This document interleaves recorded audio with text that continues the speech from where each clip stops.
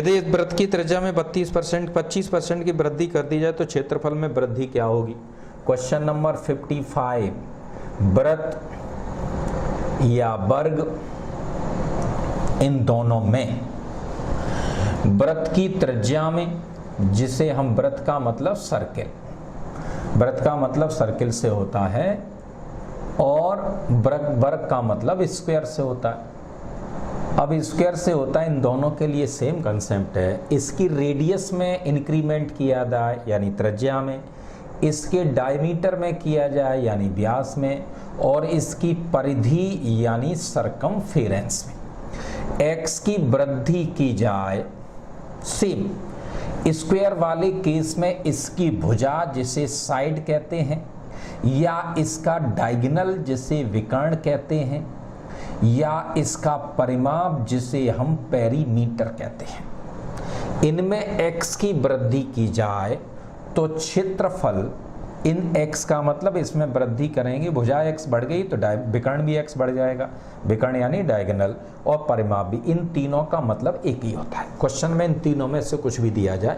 ऐसे ही सर्किल वाले केस में रेडियस दी जाए, डायमीटर दी जाए या परिधि, x इनमें वृद्धि की जाए, किसी एक में दी जाए, तीनों का मतलब एक ही होता है, क्योंकि एक में जितनी वृद्धि करेंगे तीनों में उतनी होती है, क्योंकि इसमें पावर एक आती है।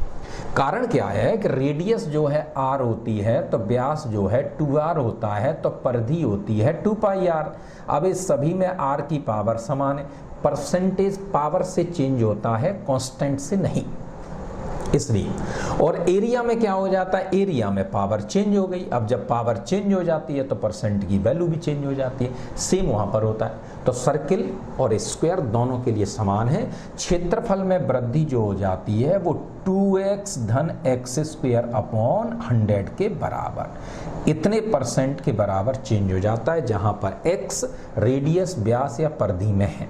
यदि इसमें कमी होती है तो यहाँ माइनस लगा देते हैं, कमी होती है तो माइनस कर देते हैं, 2x माइनस, तो वो कमी आ जाती है। तो अब यदि हम देखेंगे तो 25% है तो 2 गुणा 25 करेंगे और 25 के वर्ग में 100 का भाग देंगे, और 100 का भाग देंगे तो ये 50, और ये आ जाएगा 625/100।